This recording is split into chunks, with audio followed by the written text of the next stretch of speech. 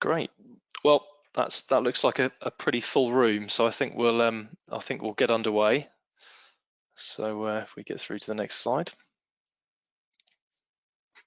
So thanks everyone for joining us today on the latest of our IPI webinars.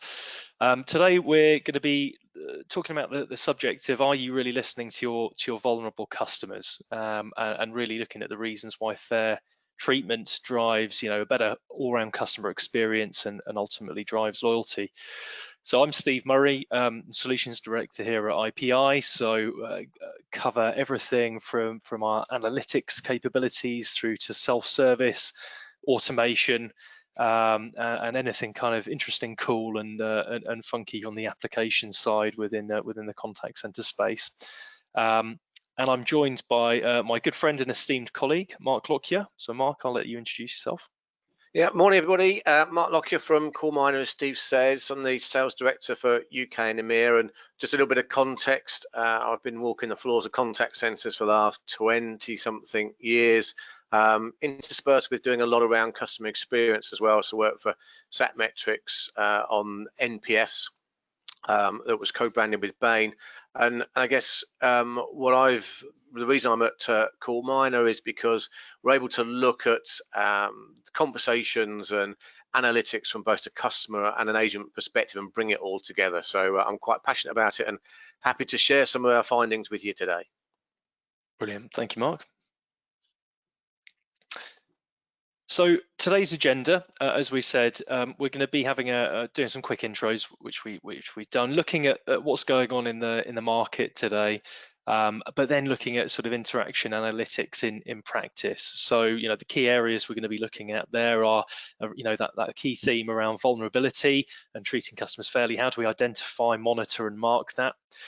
Then the impact of this current environment that we're in of a remote workforce, and how do we still maintain and apply those same controls to a workforce that's working remotely, from their home offices, and then looking at consistency and fairness around that, and how we introduce those measures then as a coaching and real-time sort of package on top of their sort of day-to-day activities. We've also got some really great data from CallMiner, so a survey they've recently done in January of this year, which is a customer churn index, where they looked at a wide sample of consumers, and so we've got some really up-to-date data to share with you around customer expectations of service and vulnerability as well. So I'm sure you're going to find that really valuable, really useful. We'll then open up to some Q&A at the end as well, with a quick wrap up. But if you've got questions that you think of as we go, please use the GoToWebinar control panel on the right hand side, and you can inject those questions in. And if we can pick them up as we go, we will, but we'll absolutely address those sort of questions for you as we sort of wrap up at the end. So that's what we've got to look forward to today. So as we've done on the last couple of our IPI webinars, we just thought we'd do a very quick glossary of terms. We appreciate that we exist and live in the world of contact centers and technology, and this is a world littered with 3-letter acronyms and 2-letter acronyms. So we just wanted to get everyone up to a kind of base level understanding and give you an idea of some of the terminology that we'll be using today, and make sure you've got a bit of a grip of that, appreciating that some of you probably live and breathe this on a day-to-day basis, but we know we've got some people on the WebEx today who are still sort of fairly new to some of these terms. So engagement analytics, Mark, I'll let you cover that one. It's what you live and breathe every day. Yeah, absolutely. So I guess lots of people would have been more familiar with the term speech analytics over the years. Speech analytics had a little bit of a poor name, actually. It was often regarded as a technology that did a lot of word spotting, but then you needed armies of people to do analysis afterwards, and that isn't the case now. It's far more than that. It looks at behaviors. It looks at genuinely the way we engage with people, and the way that we interact with them. So we will interchange with the term interaction analytics and engagement analytics. And that's because, one is, it's not just word spotting technology, it's about behaviors, about how we want to interact with people, but also it doesn't matter whether it's through audio, through email, through web chat, whichever media it is that you do engage, the technology we'll talk about today will encompass all of that for you. Great, thank you, Mark. Next up is artificial intelligence and machine learning. So these are probably two terms or phrases which we're hearing, bandied around in everything. They seem to permeate everything. Even I saw an advert for a washing machine a few months ago that was boasting that it had artificial intelligence contained within it. But clearly now it lives within every device that we seem to be using, and really it refers to a sort of a device or a program or a technology that can mimic the ability to learn, to improve, and to problem solve, much like a human brain, and that's then applied into the sort of machine world. Transcription or speech to text next up. So yep, quite literally as it sort of states, really, we have a technology engine which converts the utterances and speech into textual format, and we can then transcribe that into sort of real written text for review and analysis of. Voice of the customer, voice of the enterprise. So this is very much a theme driven around sort of customer satisfaction and understanding what your customers are saying and what's being said within internally and externally your business, and then ultimately what that data we capture is done with, and how we analyze that to make change and surface thematics to drive improvement and things like that. Mark, maybe you'd like to pick up the next one. Automated scoring, yeah. So automated scoring has, in our parlance, it's the ability to automate what a lot of contact centers do manually. So that scoring of agent technique, did they follow the right process? Did they pick up on the right triggers for particular types of behavior? With analytics, what you can do is automate a good percentage of that, probably up to 80 to 90% of scorecards that are done manually can be done automatically, and we'll give you some flavors of those as we move through this morning. Great. Then we're looking at three terms which are all based around how an organization measures how well it's doing in the eyes of their customers. So CSAT, customer satisfaction; NPS, net promoter score; and CES, customer effort score. And these are three metrics or measures or programs which businesses tend to use to really judge how well they're performing, both in their own right and against their peers within the industry in terms of how well they're servicing customers. And I'm sure many of you are running at least one, if not two or more of those programs based on those metrics. And lastly, API, again, a sort of technology-driven term, so applications programming interface. This is essentially, if you like, a layer which is put in place by many sort of CRM systems or other technology systems to allow the access of data both into and out of that system. And that's typically what we'll use with our platforms to hook into things like CRM systems, data analytics systems. So again, it's a term we'll be covering today. So we'll push on now and talk a little bit about what we see is going on in the market. So really, as we've said recently, everything is okay until it's not. So I suppose January of this year, we were all thinking about digital transformation, the programs that we were looking to run in 2020, and the massive strides forward that we were going to make. And then this sort of wrecking ball called COVID-19 came along and kind of smashed all those plans, or at least a lot of those plans, into rubble, really. And what we've tended to find now with our customers, certainly, when we looked at this as the webinars we've been doing over the last last few months, a lot of customers went into sort of initially into Armageddon. Some customers sort of contact volumes dropped off a cliff, but more and more now we're seeing sort of people getting back to this sort of much more of a BAU and sort of steady state, really. So I think on that basis, we're going to have a look at our first poll question. So we're going to be asking you some polls as we go along, and this one is: how have you found contact volumes since the start of COVID-19? We've got a couple of options here. Have they dropped significantly? Are they virtually the same as before? Or are we looking at sort of Armageddon, sort of busier than ever? So yeah, I can see we've got lots of responses being collected there. I'm just going to give it a few more seconds for the rest of you to vote. And I'm going to close that poll off in 3, 2, 1, and share those results. So as we can see, we now seem to have sort of, for nearly half of us have sort of now virtually the same as before. We have still seen some with a bit of a drop off, but actually, again, another 42% there are saying it's busier than ever, and that really sort of that does sort of correlate with I suppose the phase that we're now entering of the sort of current way of working. So thank you for sharing that insight with us. So Mark, if we go on to the next slide.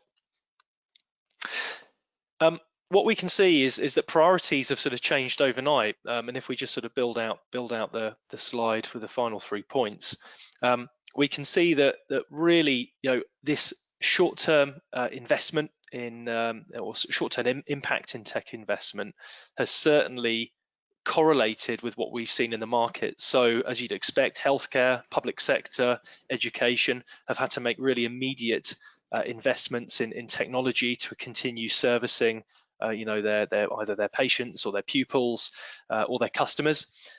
Whereas what we've seen perhaps in insurance, retail, and by retail we're also including travel, there's been a negative impact as they've really just had to try and get by and sort of get through the storm.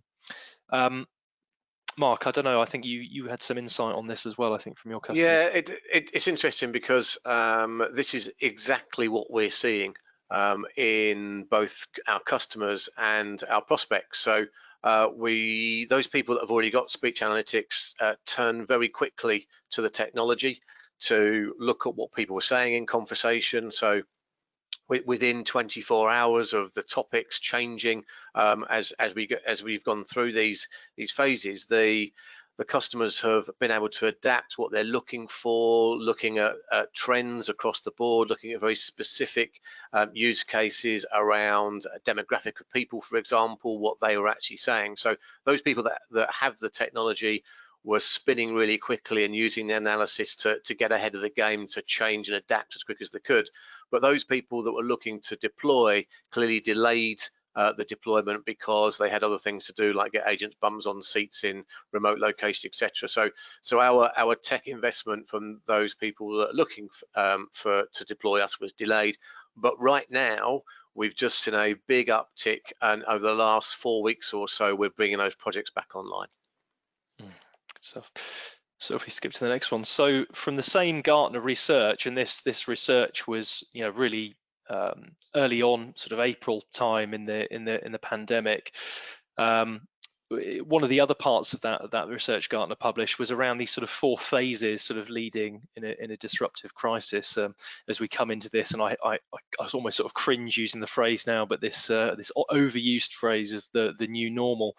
So where the sort of contact center space was that business continuity plans did not necessarily consider the sort of full shutdown of the office. It was generally viewed as, actually, if there was a full shutdown, it was going to be because of fire, flood, move everyone into a separate operating environment. And actually, what nobody really factored in was the fact that we were now going to be in this sort of world of isolated home working, with agents potentially deployed across their kitchens or studies or bedrooms or wherever else they needed to work, really.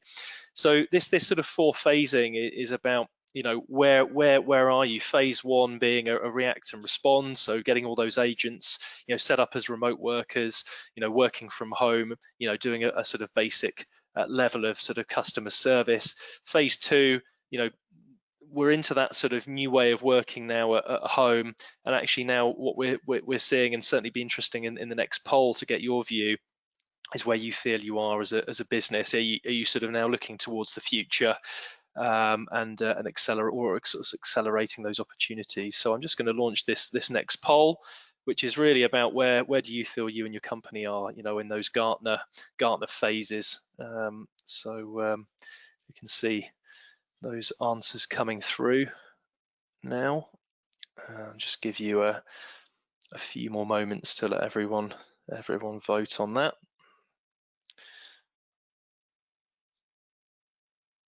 And we'll close that poll off in 3, 2, 1.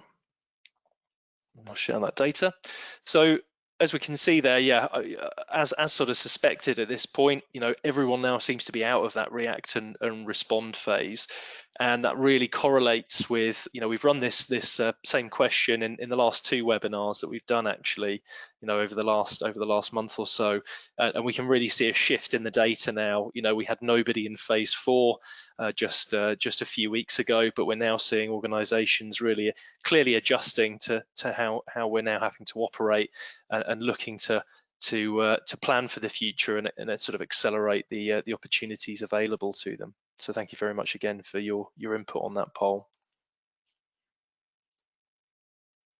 So I guess now we move into looking at how coronavirus, from our perspective, is a good use case to look at how speech analytics can aid and assist and be adapted very quickly based on what's actually happening in your world. Clearly, we now, as the poll completely indicates, we're in between us, depending probably on the industry, phase 2, phase 3, phase 4. But what is apparent across all of the phases and all of the industries, we're all working remotely, and that comes with lots of challenges. The challenge is to ensure that we monitor in the right and appropriate way. We need to give a little bit of latitude for people working from home because that environment isn't the same, and we're largely doing that. But how do you start to adapt what you score and how you assess an agent based on whether you're in phase 2, phase 3, or phase 4, because it's going to change, and you've no doubt seen that change through from March right through to today. So the fundamentals change, things like script compliance, the way that you deal with PII and you make sure that you're compliant with rules and regulations. They do change based on people's working practices at home. So you need to just be cognizant of the fact you need to adapt based on what's actually happening. And absolutely no doubt from what myself and Steve see in the marketplace is that it's changing almost on a weekly basis, depending on what sector you work in. So we want to make sure that we can measure that. And you want to be able to measure it on a daily, hourly, weekly basis at volume as well. So we're moving away absolutely from this let's score just a couple of % of people to this full automated scoring across 100%, and that was required before this started, but now we're seeing a real urgency in delivering that information. Yeah, I suppose the comfort of having the team leader or the supervisor at the end of the pod, perhaps able to listen in to a challenging call and sort of jump on that activity. There's not that sort of security blanket almost that's in place now for remote workers. But the reality was, I think that having that supervisor or sort of assessor at the end of the pod can also give a bit of a false sense of security, perhaps, for organisations as well. Because again, the reality is an agent could be getting into issues or challenging, or there could be more subtle challenges which just can't be picked up on, that would be those challenges would be there with a home working or even in office type scenario. Yeah, and it's worth noting, just before we move into how we do this in practice, that it's the way that we engage is very different across channels as well. So while you may see changes in the way that people engage on a phone is very different to the changes that we're seeing in emails. So customers will share different behaviors and display different wants for engagement very differently based on the channel. So you need to make sure that you have a strategy in place for each of those as well. So let's move into a little bit about how we do this in practice with speech analytics. And with CallMiner, the first thing we do, if you can imagine you've got your call recordings already, we'll deal with analyzing calls after the event and in the first case. your call recordings that already exist, you can push them into the top of the funnel into CallMiner. And as I said, it doesn't have to be just call recordings. It can be emails, web chats, however people engage with yourselves.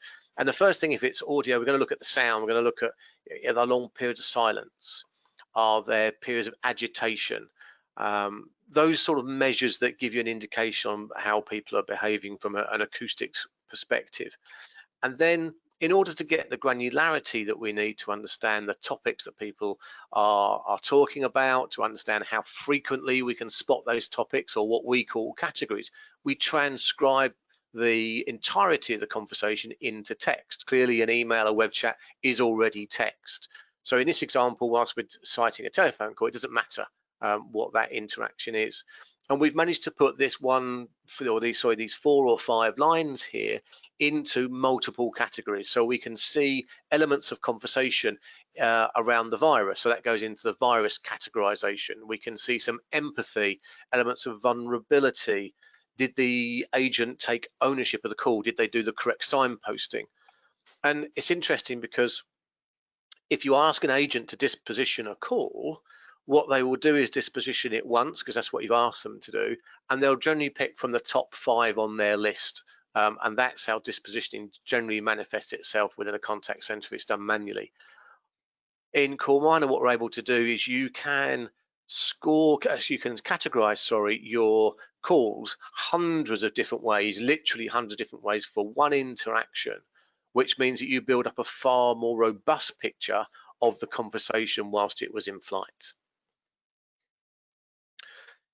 In an area where we started to get these categorizations and we're starting to understand the flow of a conversation within a call, we then might want to look to some of the AI in the product, and so AI, artificial intelligence, for those that were listening at the beginning, and start to look at the content of the conversations and the interactions based on words or phrases or behaviors that we hadn't asked it to go looking for. So it would be obvious when we start up to get people on day one to spot dissatisfaction, to spot product mentions, those type of things. So we can tell the system to go looking for those and categorize. But areas where we think, well, that looks interesting, I'm not quite sure what's happening on this sample of calls, we can identify a real root cause for the reason for the call based on the frequency of behaviors or words being used. So here, for example, we can see unemployment being mentioned a lot of times. We can see that there was something around tested positive. Now we know that that's in context based on how the world has been very recently, but perhaps we wouldn't be looking necessarily for the word small business. So interaction analytics is actually looking at every single word spoken in all of the interactions and starting to understand what common themes are happening on all of these conversations. And that can be done on one conversation or on 100% of conversations. Yeah, and I think, Mark, it's a really valuable point, because I think when we probably both started out, many years ago, like you say, we sort of be speaking to a contact center team about a speech analytics tool, and it would be a sort of, it can do all this amazing keyword spotting. And the reality is, most contact centers kind of know where the pinch points are and the pain points are, but it's about, accurately sizing those so you can actually start to then address with your transformational teams, where you're gonna start first on those sort of, process improvement type avenues, i.e. what's going to give you the biggest, bang for your buck, or actually what's really quick and easy to improve, that might not provide such big benefit, but could be done really quickly. And that's again where we're going to drive some real operational value. Yeah, absolutely. And I think that one of the points to bring out from that is, so far we talked about categories and spotting of behaviors. Shortly, we're going to go through how you take those and actually produce empirical numbers and scores and threshold values. And it's important that we don't just want to give anecdotal evidence or just kind of themes. What we want to do is actually deliver empirical information. This is a number, this has been mentioned on 75% of calls. It is a real issue for us. So we're going to show you how to bring that out. And it's interesting because what we're seeing, what we've been seeing over the last couple of years is the additions of multiple use cases for the data that analytics is providing. So on the right hand side of this slide here, we've got elements around customer satisfaction. That wasn't something that speech analytics was delivering information into a few years ago. It was largely around just employee engagement. Operational effectiveness, did someone do first call resolution correctly? Were they effective in their sales? Was there any risky language? All of these elements of, if you like, analytics through multiple lenses means that we've got more people in our organizations that care about the content of these conversations, and we can deliver that information in various ways, and we'll show some of that in a second, to whoever is interested in this. But ultimately, on the left-hand side of this, we are looking really to get a true indication of the voice of the customer and understand the voice of the employee. Because if we've got engaged employees that understand why they're doing their job, they buy into it, they're motivated, the morale is high, then that feeds into happy customers, because the route to serve is appropriate for every individual customer. And the more that we amass this data, the more we can feed it into our next customer within our organizations, which are the data scientists. And data scientists now have a real hunger for this information, so we're able to extract all this information out through the APIs and deliver it to whoever you want to in your organizations. Yeah, it's really interesting, Mark, actually, this sort of hunger for data, which every business now, and the importance of that data science function within organizations. And anecdotally, something that blew me away when I heard it was that actually, if you'd invested in stocks or shares in 2010, which company would have given you the best return? And so you're probably thinking, Tesla or Amazon or Google or someone like that. Actually, the biggest return on that investment would have been Domino's Pizza. And the reason why is that they've actually done a fantastic job at converting themselves really from a pizza delivery business into a data science business, because they absolutely understand customer behavior, what you've already ordered, what you're likely to order, when you're likely to want it, and therefore they've driven the value of their business massively over the last decade. Yeah, and guilty, Your Honour, I get a text from that brand every Thursday evening, just to clearly entice me on some of my previous behaviour. So they absolutely do extra large pepperoni, yeah.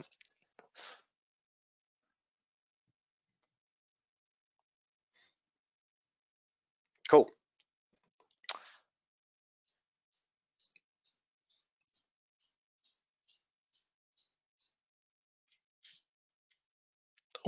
So poll question 3. So this is around how you guys are already using interaction analytics in your contact center. So be it speech, data, text. Where are you up to yet? Have you done nothing at this stage? Is it a consideration?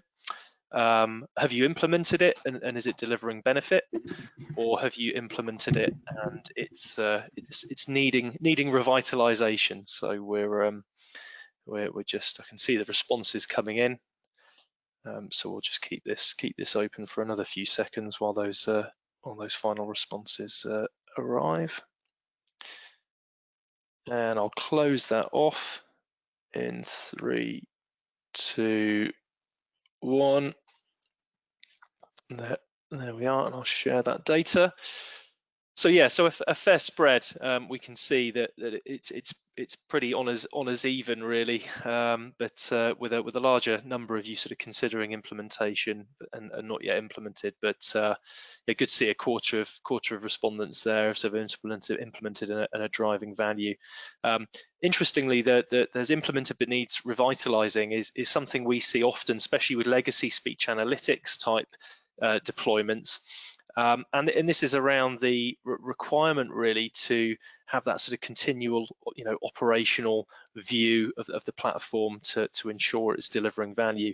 And again, that's something that IPI can very much assist with in terms of the consultancy wrap on these programs to ensure that it delivers continuous improvement.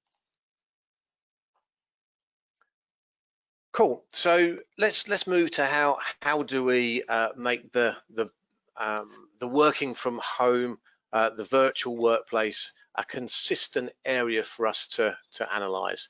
Consistency is absolutely key in everything that we do in life, not just contact centers. But if we don't manage appropriately and consistently, then we risk a decrease in the appropriate engagement from agents and their assessment and the organization's assessment of customers' vulnerability.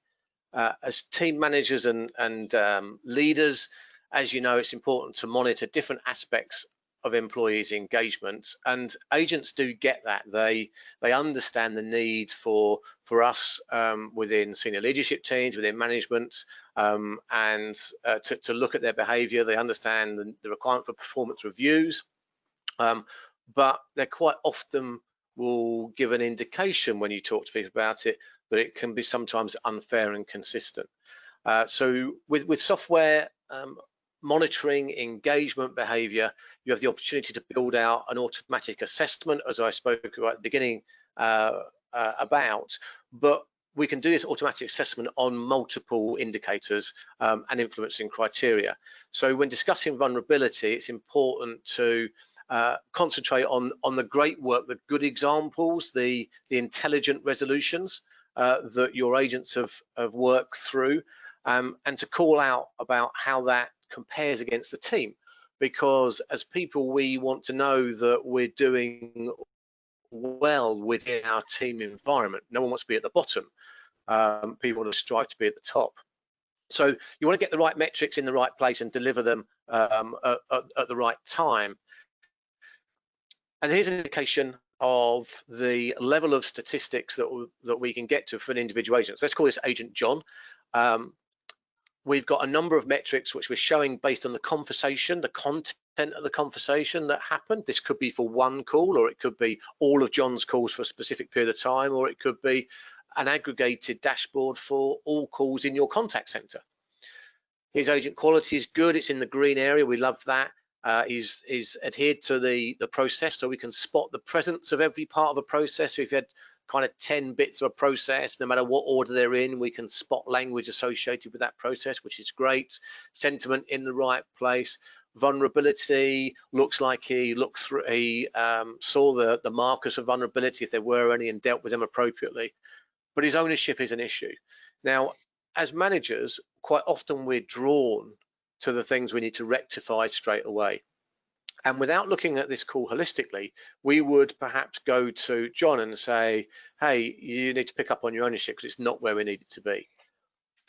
In a remote environment, that's not a great way to start off a training session or a coaching session. What we want to do is get the buy-in that we've actually holistically looked at his call, and on the mainstay, it's really good. But we need to work on one element of ownership, and then we can drill down on ownership to the elements that build up into that to understand very specific areas of engagement. It's important that we celebrate the good and then tackle some of the bits that need improvement in the context of the whole engagement. A slightly different way of looking at that data will be in context of the regulations and those bodies that we often adhere to. So Steve, you deal with these guys all the time. Yeah, absolutely. So. Yeah, so I suppose the reality is that, you know, whilst we are now, you know, largely working from home, or we have a dispersed workforce, you know, and we're in a sort of unprecedented time, the consistence that we have, you know, in terms of external factors, some of the external factors on our business are the fierce competition, which still exists, which is only going to get even more intense, you know, sort of post COVID. But also then the regulation which we need to sort of wrap around our organizations to ensure that we are doing everything we need to with the regulation and legislation sort of confines that we work within. So, you know, for some industry specific ones such as Ofgem or Ofcom, you know, FCA for financial services, ISO, the Information Commissioner Office as well, and really every customer interaction presents an opportunity for us to identify the signs of vulnerability, so that we can ensure that customers are treated fairly, consistently, and with empathy as well, because as well as meeting those obligations, it'll ultimately drive, you know, better customer lifetime value. Agreed. So with those in mind, then let's look at another way that we might see information displayed in a similar dashboard to that before. Our agent John here has got a lot of red, but there's green on customer satisfaction. So the language the customers use based on the analysis says actually they're in net promoter, their promoter, sorry, in NPS, they're CSAT 4, CSAT 5. And why would that be? Perhaps they've been given a quotation that is less than a competitor's quotation. But yet our agent here, John, he's missed vulnerability markers. He hasn't followed the process as he should do. And there's a complete line in the sand where this call has failed process adherence. So we can actually use this data when you are heavily bound by regulation and guidelines by the bodies that depict how you engage with people. You can build out content to make sure you adhere to that rules and regulations as you need to. Yeah, it's a really interesting point, Mark, because like you say, you know, a snapshot in time and a single thermometer dip into that call might see a satisfied customer. But the reality is, if let's say it was a cheap quotation, but actually the policy wasn't meeting the needs of that customer due to any number of reasons, vulnerability could be one of them, then that's potentially, you know, presenting issues down the line, you know, over the lifetime of that customer in terms of their ongoing complaints, in terms of potential, you know, onward investigations if we've not met, you know, our obligations around, you know, treating customers fairly and vulnerability. So, you know, in isolation, it could be viewed as good, but you know, there could be a knock-on impact over the life cycle of that customer in your business. Agreed. Whole question 4. So, yeah, so I think we're just another really quick one. So this is around, you know, is your business required to provide proof of fair treatment for vulnerable customers?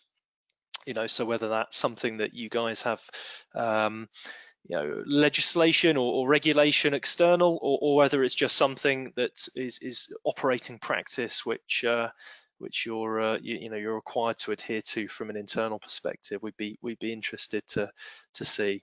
So I can see that votes are coming in.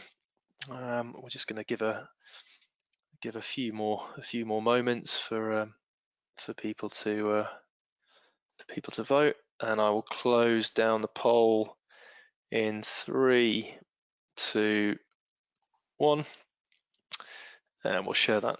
Yeah, so as we can see, you know, overwhelmingly nearly 70% of organizations who are attending today are required to prove that. It's not unexpected, and certainly in the last decade, really, since certainly in financial services, you know, since the crash of 2008 and the formation of the FCAT, certainly something we've seen significantly driven up and filter into other industries as well, certainly the utility sector as well, for one. So thank you very much. And we've got some further statistics on that. So I'll go through a survey, a couple of questions on the survey that we did at the beginning of this year, and they back up very much what we've just seen from the audience in the polls. So if we look at our supporting agents, how do we do that? From a remote perspective, it's really important, as we said, to be consistent. There's no question about that. It's more difficult, absolutely, to coach people when you're not side by side. It's even more difficult to listen in anecdotally to calls. So, for example, if you're sat at the end of your pod, as Steve mentioned before, and you hear a great call, or you hear someone struggled with something, and to give a pat on the back at the end, or give them additional coaching, whatever it may be, it's far more difficult. What the speech analytics software can do now is start to build out a workflow for team leaders, for managers, for quality monitoring people based on the metrics they're interested in. So here we're showing a call from our man John. His sentiment was a lot lower than we would expect. Here's the call recording. We've highlighted an area of yellow in the middle of this call, and this is really the part of the call where behavior that was either great or bad or indifferent, or something that you've decided needs to be reviewed, can be highlighted and just sent to the individual agent, or if you're a QM person, to a team leader. That way, we now start to have a two-way conversation and coaching session based on not necessarily the whole call, but the snippet of the call that everyone's interested in. And then what we're doing is we're actually making everybody's time more efficient. So one is we've been highlighted to calls that need to be looked at, need to be monitored and critiqued from whichever level it needs to be. But secondly, we've created now this portal where everybody's time is more efficient, looking at very small elements of a call as and when needed. Yeah, and the potential time saving there for supervisors and members of the quality team is just massive. With being able to surface the good or the bad on that particular interaction, so we can either bottle that best practice and push it out to other agents, or pick up on that individual performance. The time saving there is just phenomenal. Yeah. We reckon that 80%, I think I mentioned before, up to 80% of people's time in reviewing of calls is repurposed now into either reviewing more calls or doing something else more productive with their time. So we talked about the categorization, the scoring of calls, the feeding of that data back into agents, then the feeding of the data into supervisors, into automated workflows and doing this coach feedback. But what about real time? What about what happens when a call is in progress? And what we can do is we can listen into the calls, forget about the technical side of it, just assume that we can listen into these telephone calls whilst they're in progress, and do the same sort of analysis we've spoken about before, but in actual real time whilst the call is in progress. And a couple of examples here of what that looks like. On the left-hand side, we've got a dashboard. Imagine if you had 5 or 6 people in your team, or 15 people in your team, or 30, however it may be. You can have a tiled screen that shows people in green, red, amber, depending on if there's any risky language, escalation language, or anybody in or out of adherence. So Ada's doing really well, she's in green. From an agent perspective, here we've got our man John, he's not doing very well today. There is an immediate seek for supervisor assistance. So his dashboard has turned red. He knows he's got to do something to highlight to a member of his management team, or we could actually give him some additional information to handle the rest of the call in a different way. So based on different triggers, you can display different information to the agent to lead them to the next best action. And then if that call has indeed ended up with an escalation, perhaps the workflow needs to go into a quality monitoring person automatically to review that call as a matter of urgency. So it'll be given a high alert, and that quality monitoring person can look at the call in its entirety and decide if there's any remedial action required to address that situation, perhaps give a customer a call back or something like that. But in this instance, now we've taken all of the learnings that we've done post-call, we understand all the triggers, and now are delivering that in real time. It's powerful stuff. Yeah, and that's important because when we're looking at vulnerability, and apologies to those of you that are in these sectors, but this is data that we've collated from our churn index earlier on in the year. Vulnerability is one of those key areas that people are starting to score in real time, as we've just seen from those previous slides. The banking sector have absolutely started to lead the way, clearly based upon various things that happened 3-4 years ago in that industry. But everybody is moving in the right direction in general. But vulnerability needs to be scored on 100% of interactions, because if you don't, then it will be your unfortunate luck that you've not done it properly and you could land yourselves in hot water. And all of these industries, as examples, are starting now to deploy this type of technology to mitigate against these figures that we're seeing here on the screen. Yeah, absolutely. And I think we're ready for our next poll question, actually, off the back of that. So so this is really around just asking you what you found the biggest challenge in managing those remote agents during this process. So is it process adherence and compliance, based on those guys working from home, the supervision and training, that sort of ongoing coaching? Is it the agent motivation and morale, keeping everyone focused and happy? Or is it managing those vulnerable customers? So I'd be interested to see how we can see those answers kind of coming in. A little bit more thought required for this question probably than the previous ones we've done. So I'll give you a few more seconds just to get those responses in. That's great, and I will close the poll in 3, 2, 1. Yeah. So yeah, as we can see there, again, a reasonable spread. It's a series of challenges. It was probably quite hard to pick a single one, because I'm sure that in reality there's interaction actually between all of those different ones, because without the right supervision and training, we can have challenges with adherence and management. And actually, if we're then having to berate or put those performance improvement measures in place, it's again then challenging to keep that motivation and morale up. But underpinning all that, of course, it is the challenge then of ensuring that we're tracking and managing that customer vulnerability. So yeah, an interesting spread of results there. So we probably need to step up the pace now, as we're Yep. approaching the last section of the webinar. So yeah, Mark, I'll let you take over the reins again on this bit. Cool. So process adherence did come up marginally more of a challenge for guys, and we see that a lot. And here we've got an example of a data set where this process adherence is about the softer skills. So a lot of people think process is all about hard facts. Did someone follow step 1, step 2, through to step 10?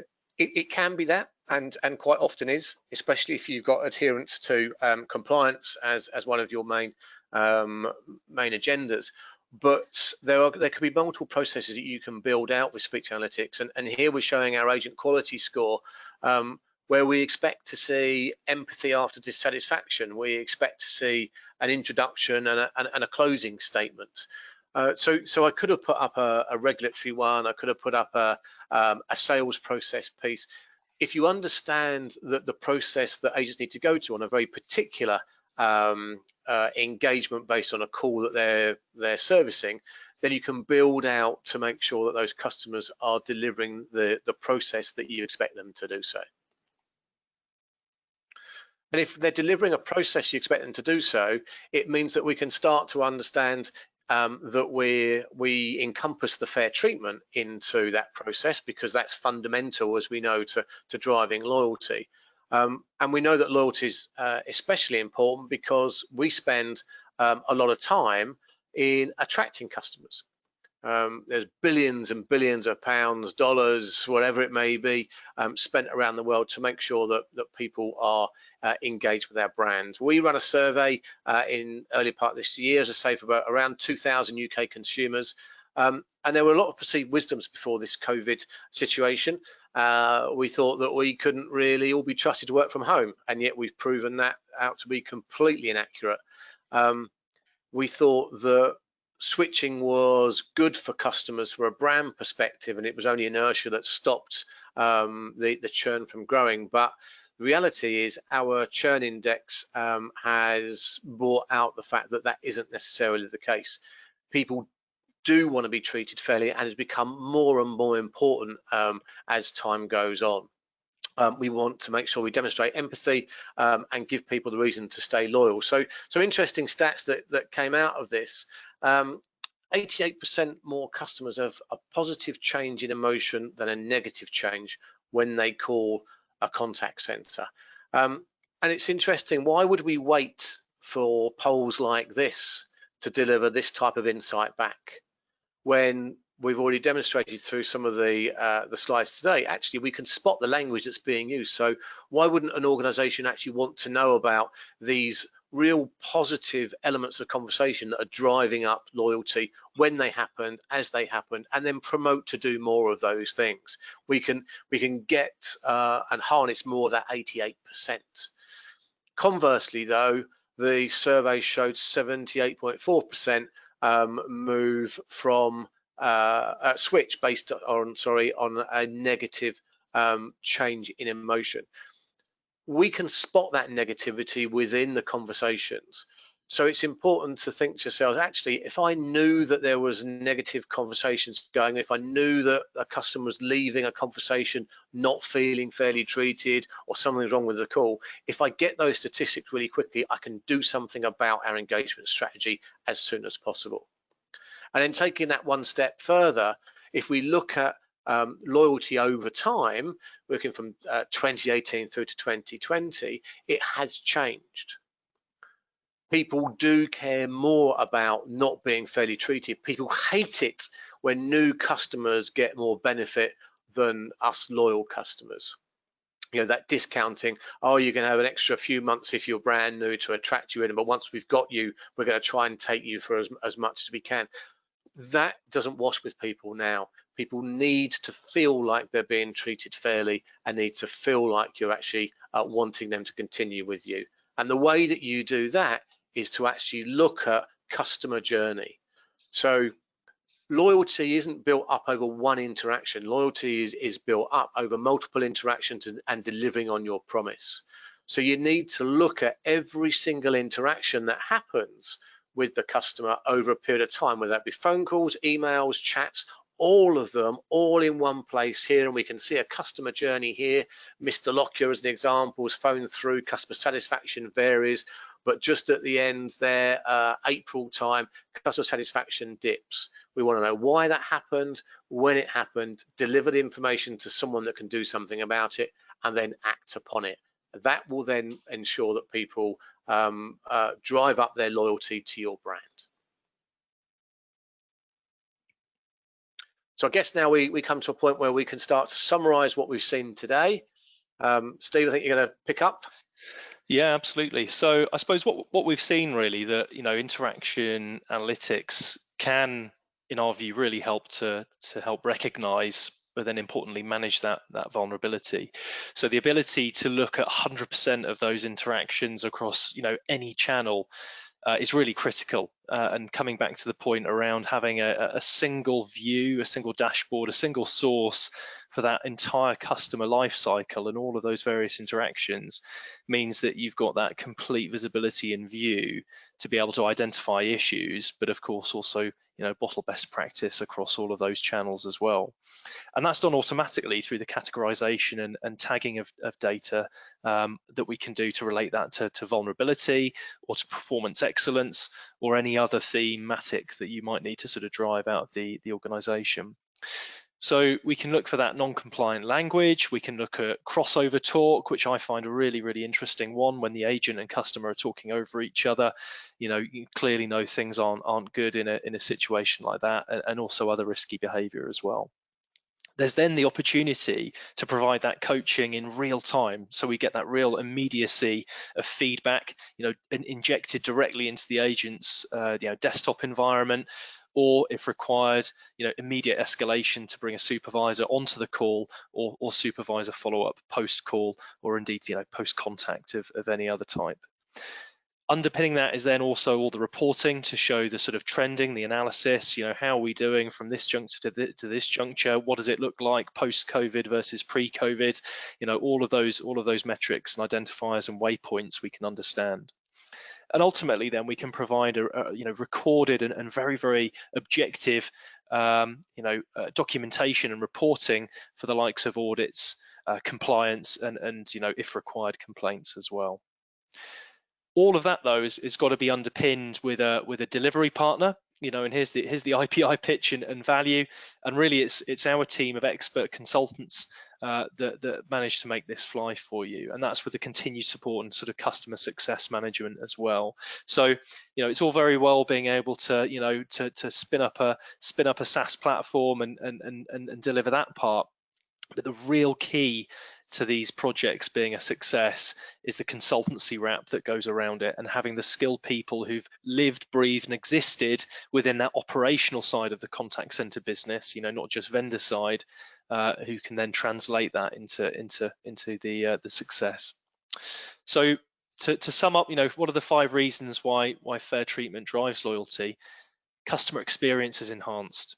fundamentally. It's about shifting that dial to the right and getting the CSAT and NPS scores up to where you're aspirationally wanting them to be, because it makes customers feel more valued and respected when they do business with a company. Even if something goes wrong, and that's an important point, because the biggest customer advocates, and this has been proved time and time again through various research studies, the biggest customer advocates are customers who've had an issue which the contact center has addressed and has addressed well, and they will then heartily promote your business, moving forwards. Long-term relationships are built rather than short-term reactions. So again, this is about increasing that customer lifetime value. Again, a term perhaps we should have used in the glossary, but ultimately, the wallet share that you can obtain, the ability to introduce new products and services to that customer over their entire life cycle and relationship that you hold with them. Employee experience and morale is improved, and this cannot be underplayed. If you're giving agents and your staff the right coaching and the right tools to deal effectively with your customers, then they're going to do a better job of it fundamentally. As my supervisor said 20 odd years ago when I was working in a contact center part-time, they can hear the smile down the phone.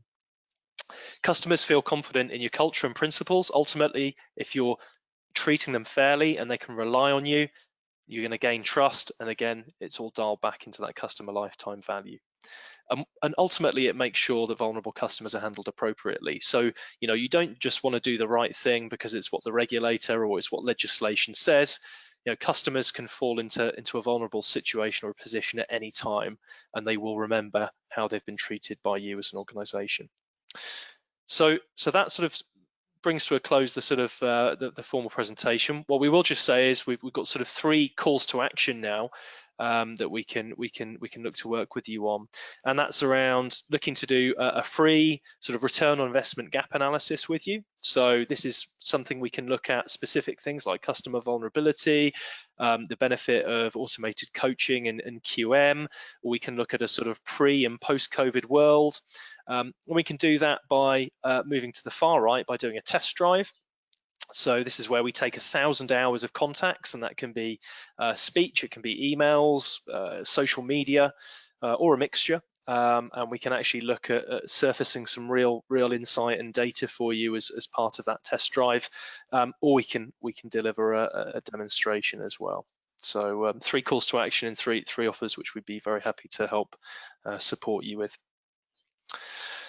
So finally, Mark, I think we've got some Q&A. We've had some questions come in, so I'm just going to bring them up and we can run through them. So Mark, this one is talking about how we manage empathy, and I suppose the scoring of that, I would assume that question. Yep. So empathy, so the words and the phrase that we use around empathy, people know in conversation. It's important though that we don't just look at for an empathetic statement, because we want it in context. So depending on the type of call that you're on, and it does depend on industry, on specific use case, but where we expect to see empathy is absolutely after dissatisfaction. So we expect someone to say, I'm sorry to hear that, or words to that effect. And there are hundreds of ways that we can display empathy. But the important bit about scoring empathy is you do it in context of the conversation. So if there's dissatisfaction, you definitely need empathy. Sometimes, because of the nature of the calls, you need to look at empathy without dissatisfaction because of the very nature, maybe elements of vulnerability where there's no dissatisfaction, for example. So what conversational analytics gives you is the ability to look at the context of the conversation and decide whether empathy is an indicator or not, and then look at those words that are used to display that empathetic response. Great, thanks, Mark. We've had another one come in, and this is: do you see a hybrid home-based stroke contact center model emerging? One advisor I spoke to today said he would prefer the flexibility of a home working option. So I'll have a stab at that initially, and Mark, I'll ask you for comment afterwards. But yeah, I mean, 100%. I think the home working was something that had almost been flirted with a little bit over the years by a lot of organisations. But I think now it's very much going to be the de facto standard to offer that flexibility, and also flexible contracts as well, I think, which again is moving on to sort of workforce planning, workforce optimization, is again the ability to have flexible working, flexible contracts for people to fill those gaps in shifts and demand. So ultimately, it should benefit the employee because they're going to be given flexible working time, flexible working patterns, but it will also, ultimately benefit the business, the enterprise, and the contact center as well, because actually we'll be able to sort of smooth out those demand peaks, so we wouldn't have those sort of rigid shift patterns. We'll be able to fill those gaps of demand, let's say for 2 hours at the midpoint of the day, or 2 hours towards the end of the day, where we might require full occupancy but actually don't want an FTE on an 8-hour shift across that whole section. So I very much think that's going to be the future. Mark, I don't know if you wanted to add anything to that. I'd just say one thing. I agree with you, Steve. I think that the key thing there is, as we said in the presentation, consistency. So it will absolutely work. People do want to do it, but if organisations aren't consistent in the way they monitor, assess, appraise, then the whole methodology just falls down. Yeah, absolutely. So I think we've just got time. We're running just a couple of minutes over, but we've got another couple of questions in. Where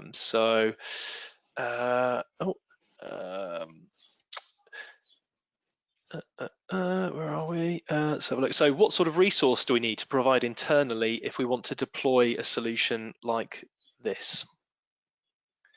So it varies across the board. It depends on your setup. So we have people, clients that literally take the raw data out. So they're interested in extracting information out. They want to aggregate stuff in far wider data science projects, etc., etc. So you could argue that in those instances they have lots of people in business intelligence anyway, and they're taking that data out from the CallMiner application, using it in a wider program.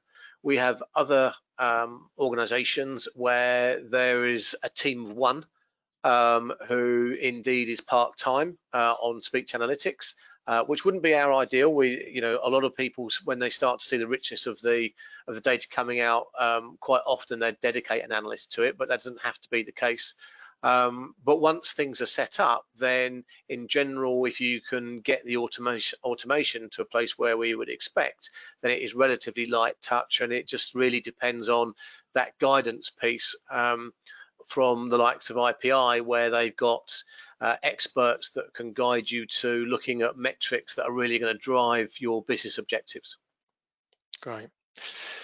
Brilliant. Well, I suppose on that note, Mark, thank you very much for coming on and supporting us on the webinar today. Some fantastic insights, some really great content there from you and the team at CallMiner. Thank you all very much for attending today. As I said, we've got all those follow-up options available for you post-webinar. And thank you again for your input on both the questions and the polls throughout. Have a fantastic day, everyone, and we'll look forward to seeing you on the next IPI webinar very, very soon. Thanks, everybody.